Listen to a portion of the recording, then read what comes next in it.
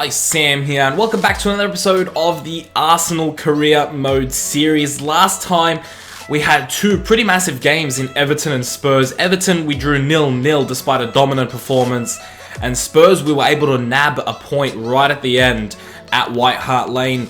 And we're looking at this game against Crystal Palace right now, sitting in 14th position. They have more points than us. They have 3 points, we have 2. So that's not a good start. We want to get our first win as Arsenal manager. We also brought in Jose Gardie and Aymeric Laporte in the last episode. So the team is even looking stronger now, despite some people not being in form.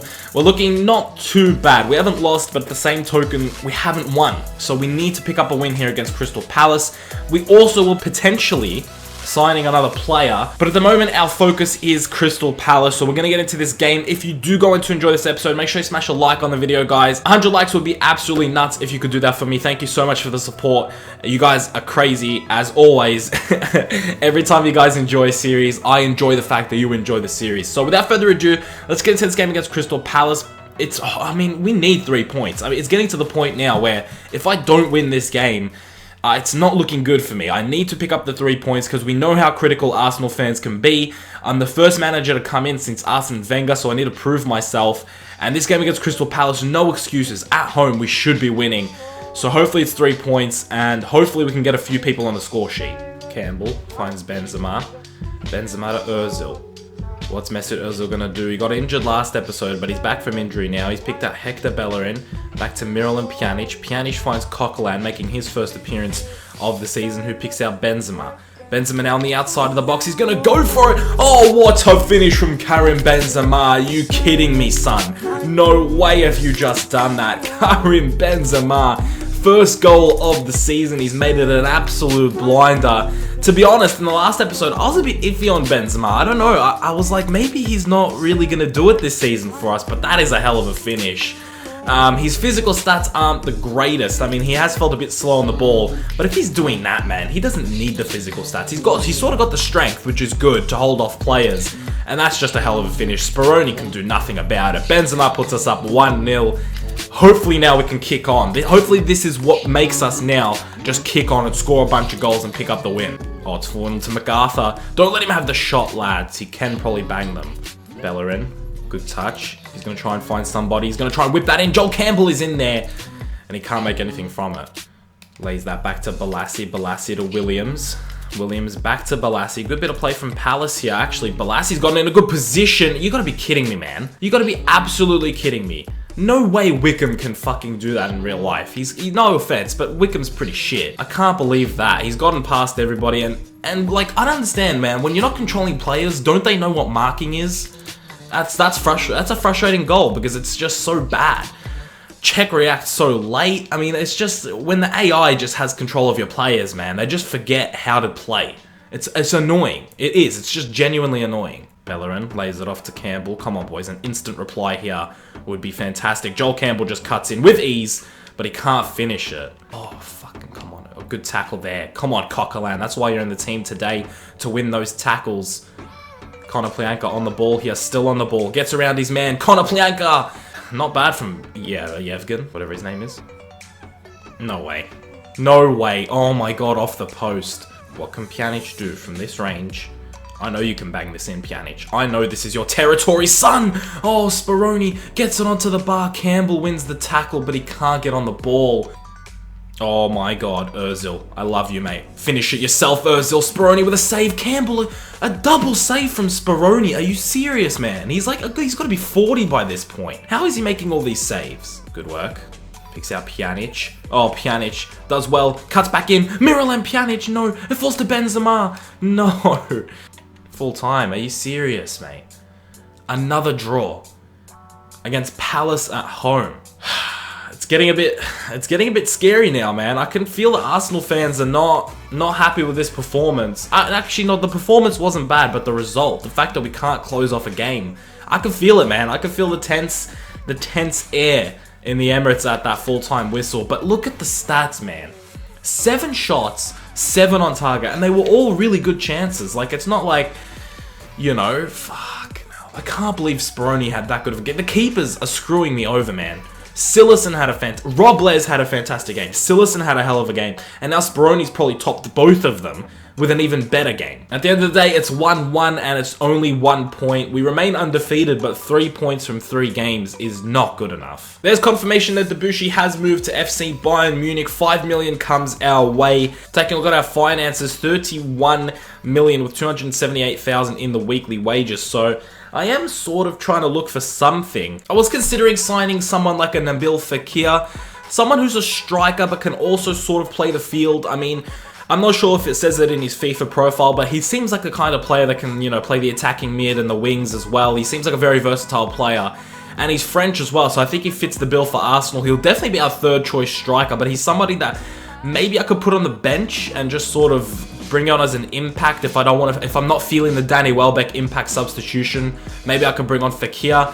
He's gonna be a bit expensive because I have actually gone in for him before, and I was offering Giroud and they wanted quite a bit for him. So I'm gonna straight up offer maybe 15 million for him and see what they say, because I think he's valued at about 20 something. So we'll see what Leon say to that, but I'd like to bring him in as just an extra option, because we need something. Benzema's good, don't get me wrong, but we need a spark. We need something, and I feel like Fekir could be that person. Loan offer for Crowley, we're gonna accept that, even though it's severe. I'm just gonna accept it and let him go. I'm not too invested in him anyway. So we don't come back and say they want 25 million for Fekir, so we're gonna meet them halfway and give them 20, and hopefully they accept that. That'll leave us with 11 million, so not too much we can do with it, but if Fekir is our last signing, then I'm happy with that, to be honest. No, Leon really do want 25 million for him. Wow, I can't believe that. I'm going to offer just the 25 because, I mean, this is probably going to be our last signing of the window anyway, so I'm not too fussed anyway. There it is, Leon accept the offer, and we're going to just straight up offer him 130k and offering him a squad rotation role.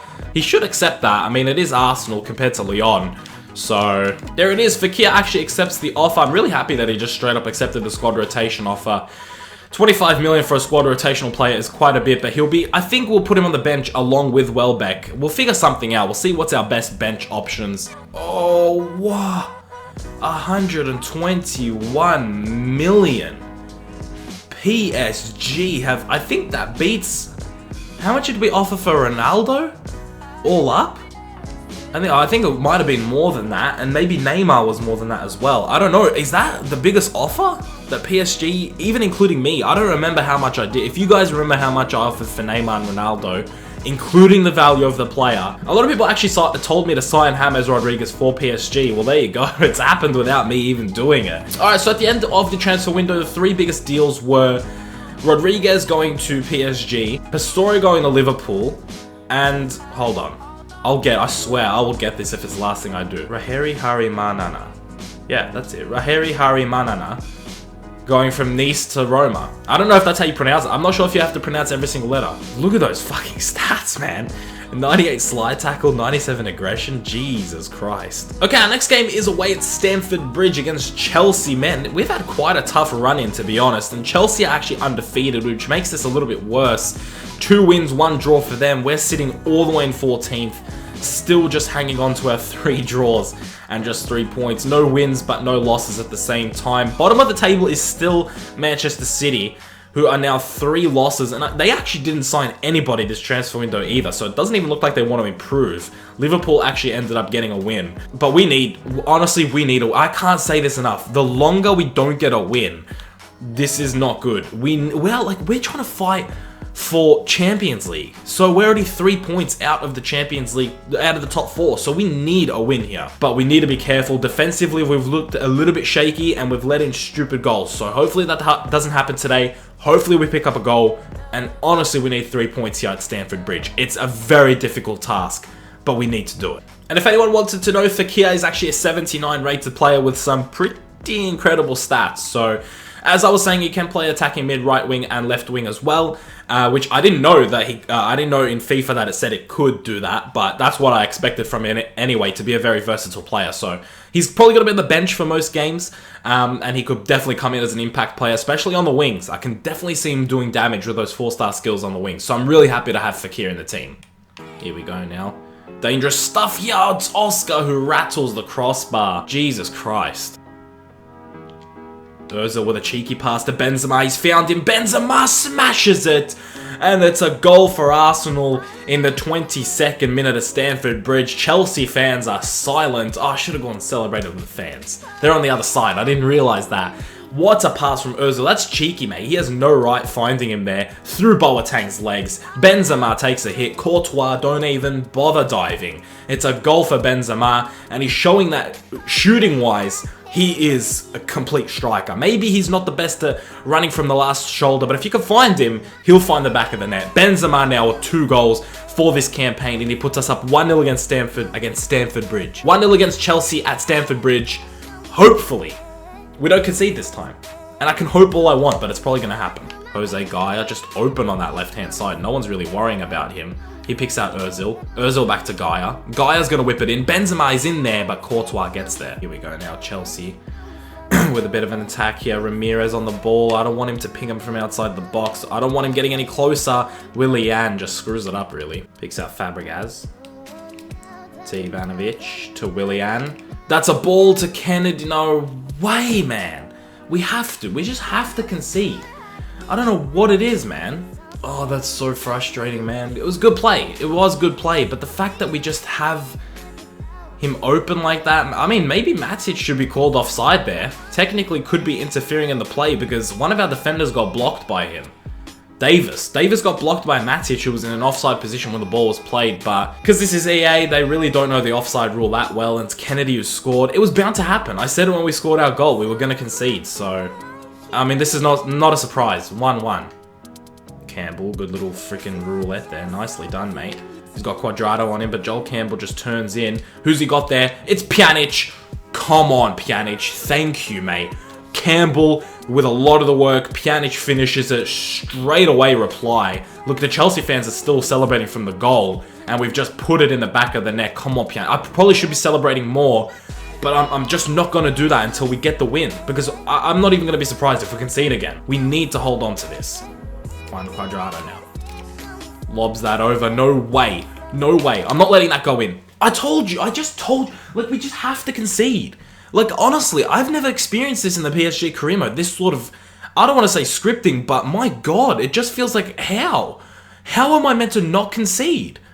I don't understand. This is happening all the time. As soon as we score a goal, they look 10 times better. This didn't happen in PSG. Boateng, of all people, finishes it. And of course I'm not going to block it with my player. Why would I? 2-2. I told you, I'm not going to celebrate until we get the win. Because we're going to concede. This is ridiculous. Come on, Pjanic. 90th minute. This is like the 3rd free kick I've taken with you this series. Surely I'm used to this by now. Pjanic, what a save from Courtois. Oh, I mean, it could have been more in the corner. What a save from Courtois. Jesus Christ. There it is, full time. 2-2. Another fucking draw.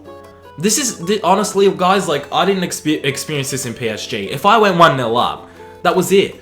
The team didn't start playing better. Chelsea were piss poor until I scored that second goal. Even their first goal wasn't that good. I mean, it was a good bit of play, but it's like they weren't doing anything. And of course they had to score goals. It's just bullshit, man. I don't know, man. This is frustrating. Taking a look at the stats, 4 shots, 4 on target, 50% possession, 5 shots, 4 on target for Chelsea, 50% possession. Stats might look even for you, but honestly, we played better. We really did. Their possession was just passing around the back. That's all it was. And every time I got the ball, I was killing it. And then they just scored 2 shit goals. Not really. The first one was good. The second one was just bullshit, man. Like, Boateng is going to make a run like that. And, like, they're just going to pinpoint him. And where did Cech go? Hold on, I want to watch that goal. What happened to Petr Cech in that goal? Jerome Boateng's goal. Where was Cech? What is he doing, man? Can't he see Boateng is there? What is he doing? Honestly, that's ridiculous, man. And he just finishes it. Of course, Bellerin, for some reason, sticks his leg up high like that instead of trying to clear it. It's just frustrating, guys. We should not have drawn that. Of all the games we've played, that is one where it should have been 2-0 to us. Both our goals were good. Both their goals should not have counted because that first one was offside. Matic was in an offside position when the ball was played and he obstructed Joe Davis. That is the offside rule. If you're interfering with play, which he did, it doesn't count as a goal. The second goal was just complete, utter EA shit. And it's 2-2 at the end of the day, completely undeserved. And Chelsea scrape a point out of this game and remain undefeated. Bullshit. Absolute bullshit. I'm not having that. Okay, the last thing I want to do before we head off today is set up a scouting network in England for 9 months. Not really looking for anything specific. I couldn't find a freaking a 5-star judgment, guys, so I'm just gonna go with a 4-star judgment. It's not too big of a deal, I don't think. In like the last season here at Arsenal, I don't know how long I'm gonna be here, so maybe we could potentially use some youth scouts, some youth players, I should say. And you never know, we could be maybe learning them out, they could get really good, we could train them up, and they could be a really good player for us. Maybe a goalkeeper to replace Petr Cech could be pretty interesting, so yeah, I mean, 9 months. We'll see what we can get. I'm going to end the episode there, guys. 4 games, 4 draws, 4 goals scored, 4 goals conceded, 4 points. Utterly ridiculous. The fact that we haven't picked up a win yet is just beyond me, guys. All those draws could have been wins. You take a look at Spurs. We're in the same position at 1 draw, and look where they are now. 2 wins and 2 draws. We could be there. If we had won that game, we'd be on 7 points. We'd be on 6 points. Chelsea would be on 7 points. So we'd be even with Newcastle. If we had won, our goal difference would have been the same as Newcastle. So we could have been within a few points of top of the table. But right now, we're lagging behind. We're 4 points off of Stoke City, who happen to be in 4th position right now. The fact that Bournemouth is Stoke are there is just ridiculous. But it could be worse. We could be Manchester City, who still haven't won a game. I don't know what has happened to Manchester City, man. 2 goals conceded, 2 goals scored, 7 conceded. It's just ridiculous for Manchester City. I mean, hopefully we can turn this around, guys, because we are on a timer right now. If we don't pick up a win in, I'd say, the next game, which is at home against Southampton, if we don't pick up a win, I can just feel the Arsenal fans getting on me, man. I can feel it in the stadium. They're unsettled. They're not happy the fact that we're just drawing matches. And despite the fact that we opened up with Everton, Chelsea, Spurs, who was the other opponent? And Crystal Palace, who aren't the worst team, even though they're 17th. The fact that we had to open up with Chelsea, Spurs, and Everton in 3 of our first 4 games. Oh my god, I want to win. I just want to win. That's all I want. But if you did enjoy this episode, guys, make sure to smash a like on the video. That's it for today's episode. If you could smash 100 likes, of course, that would be appreciated as always. And I hope you guys are enjoying the Arsenal career mode despite the fact that we haven't even picked up a win yet. So hopefully next episode is different, guys. Hopefully we pick up 6 points from the next episode. How many games would you like to see per episode? And do you mind if I sim a few games? Those are the questions for you today. Just leave an answer in the comment section. If you guys want to see every single game, that's cool, because Arsenal's a bit different from PSG, where every opponent is pretty difficult. With PSG, a lot of the games are really easy and it would be pointless to play them. But with Arsenal, if you want to see every game, just let me know in the comments below. And how many games would you like to see per episode? Without further ado, I'm going to get up out of here, guys. I'll see you in the next one very soon. Keep it real.